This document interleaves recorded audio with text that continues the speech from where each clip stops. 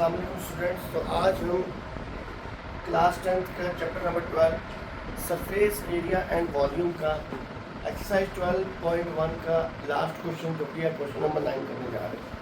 आइए पहले क्वेश्चन को रीड कर लेते हैं। कहता है ए wooden article is made by a scooping out A hemisphere from each end of A solid cylinder as shown in figure. If the height of the cylinder is 10 centimeter and its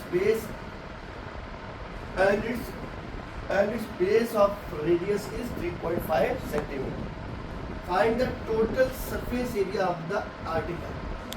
आपके article है, वो जो article है वो मतलब बाहर से cylindrically है। उसी आर्टिकल के सिलेंडर के दोनों बेस की तरफ यानी दोनों एंड की तरफ एक हेमिस्फेरिकल पोर्शन जो है वो दोनों तरफ से डिप्रेस्ड है। यानी हमारे पास यहाँ पे दो तरह की चीज़ें नजर आ रही है, एक आ गया हेमिस्फेयर, एक आ गया सॉलिड। जो मैंने ये ब्लैक कलर का बनाया है ये हमारा सिलेंडर है, और जो मैंने दो कलर के जो ब्लू कलर के बनाए ये हमारा आ गया हेमिस्फेयर। अब हमें दो केस यहाँ पे आ गए, एक हेमिस्फेयर एक सॉलिड। क्या नाम है? सिलेंडर। हेमिस्फीयर की हम दो केस करेंगे। अगर हम किसी एक हेमिस्फीयर का कर्व सरफेस एरिया निकालेंगे तो दूसरे का ऑटोमेटिकली निकल जाएगा। ठीक है, तो सबसे पहला काम जो हम करेंगे स्टेप 1 में इसको एक इजी वे में फॉर्मूला बनाएंगे। तो क्या करेंगे स्टेप 1 में हम total surface area of the article, यानी जो भी आर्टिकल आपको दिया गया है सामने, इसका हम सबसे पहले क्या निकालेंगे? Total surface area of the article. उसके लिए हम क्या करेंगे? Curve surface area of cylinder plus 2 into bracket में आ गया curve surface area of the hemisphere. अब मैंने बाहर ये 2 क्यों लगाया? क्योंकि हमारे पास जो हेमिस्फीयर है वो कितने हैं? 2 into curve surface of hemisphere, मतलब आप एक हेमिस्फीयर का कर्व सरफेस एरिया निकालेंगे तो दूसरे का ऑटोमेटिकली उसको हम दूसरे मल्टीप्लाई कर देंगे, वो ऑटोमेटिकली उसका डबल हो जाएगा। डबल होने के बाद जो कर्व सरफेस एरिया सिलेंडर निकालेंगे उसका उसको ऐड कर देंगे। अब जो हमारा नेक्स्ट स्टेप रहेगा, सबसे पहले हम उसका पार्टीशन करते हैं। तो हम यहाँ निकालेंगे स्टेप सेकंड।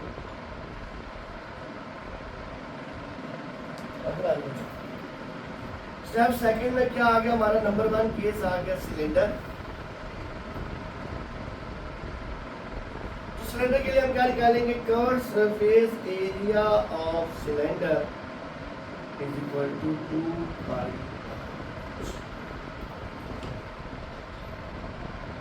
सो पाई हमें गिवन है 22/7, आर गिवन है 3.5 सेंटीमीटर, क्योंकि डायरेक्ट वहां पे रेडियस दिया हुआ, और एच दिया है आपको कितना? 10 सेंटीमीटर। आते वैल्यू इसमें 2 इंटू 22/7 मल्टीप्लाई 3.5 मल्टीप्लाई 10 सेंटीमीटर का square, 2 multiply 22 multiply 35 multiply 10 whole divided by 7 into 10 centimetre का स्क्वायर। 7 1 जा 7, 7 5 जा 35, 10 1 जा 10, 10 1 जा 10, सब कट गया। अब जो बच गया 2 मल्टीप्लाई 22 मल्टीप्लाई 5 सेंटीमीटर। तो जब इन तीनों को मल्टीप्लाई करेंगे तो हमारा जो आंसर निकल के आएगा वो आएगा 2 इंटू 22 हो गया 44, 44 को जब हम 5 से मल्टीप्लाई करेंगे तो हमारा आंसर क्या आएगा? 220। यानी हमारा curve surface area of cylinder क्या निकल के आया? 220 सेंटीमीटर स्क्वायर। अब आता है हमारा नेक्स्ट स्टेप थर्ड। तो स्टेप थर्ड के लिए जैसे कि हमें दो हेमिस्फीयर दिए हुए हैं, हम दोनों को में से किसी एक को सेलेक्ट करेंगे, उसका एरिया निकालेंगे, कर्व सरफेस एरिया निकालेंगे, और लास्ट में जो हम फॉर्मूला बांधे उस पर डालकर दोनों को मल्टीप्लाई करके बताएंगे। तो क्या आएगा? हेमिस्फीयर, तो क्या निकालेंगे? Curve surface area of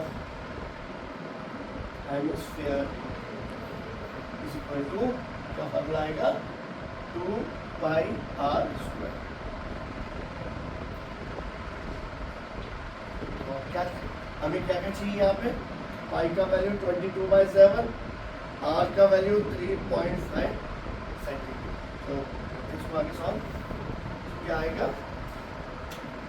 2 multiply 22/7 multiply 3.5 का square centimetre, 2 multiply 22 multiply 35 multiply 35 centimetre square whole divided by 7 into 10 into 10।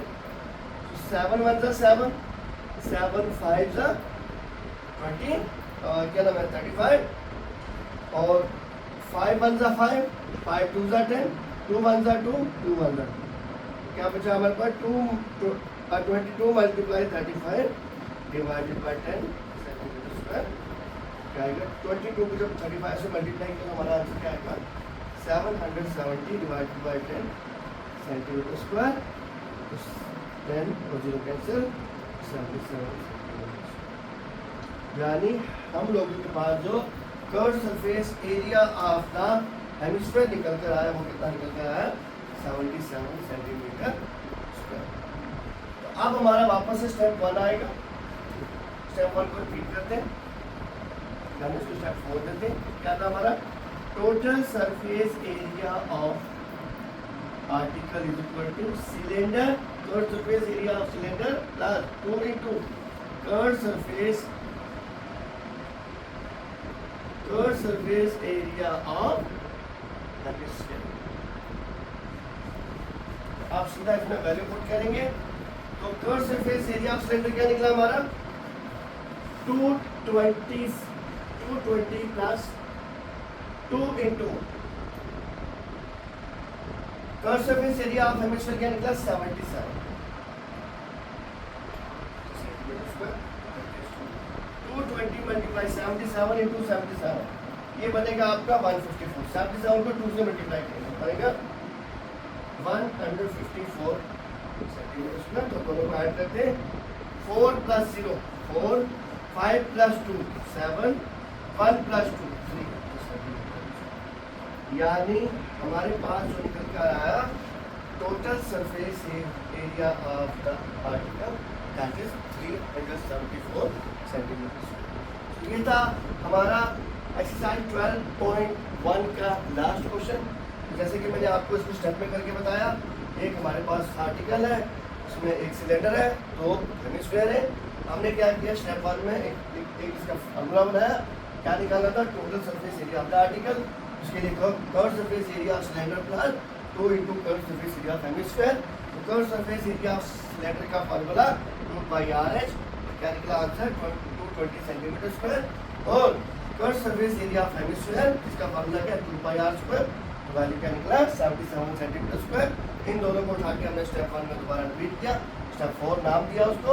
तो क्या कहता है total surface area of article is equal two cylinder plus 2 into curve surface area of hemisphere. तो हमने value put किया, 220 आ गया आपका सिलेंडर का, 2 आ गया फॉर्मूले का 277, तो 77 को 2 से मल्टीप्लाई किया 154, और इन दोनों को जब हमने ऐड कर दिया 220 + 154 is equal to 374 centimetre square. This is the total surface area of the given article. ठीक है, उम्मीद है आपको ये क्वेश्चन अच्छे से समझ आया होगा। यहाँ तक हमारी जो एक्सरसाइज 12.1 है वो कंप्लीट होती है। मैंने आपको इसके पूरे लेक्चर जो भी है डिटेल में इजी वे में पूरी प्ले लिस्ट में डाल दिया है, तो अगर आप चाहें इसको आप वहाँ से विजिट कर सकते हैं। और अब हमारा कल जो नया टारगेट रहेगा वो रहेगा एक्सरसाइज 12.2 स्टार्ट करने जा रहे हैं। तो आप हमारे साथ बने रहेगा। आप इसको ज़्यादा से ज़्यादा शेयर करें, ज़्यादा से ज़्यादा इसको लाइक्स करें, कमेंट्स करें, और शेयर करने का ये फ़ायदा होगा कि जितने भी हमारे जो बच्चे हैं जो ट्यूशन वगैरह को अफोर्ड नहीं कर सकते, तो अल्हम्दुलिल्लाह उनके लिए मैंने फ्री ऑफ कॉस्ट जो भी है पूरा लेक्चर डिलीवर कर दिया, वो पूरा चैप्टर में डाल दिया, इंशाल्लाह सारे चैप्टर डालूंगा।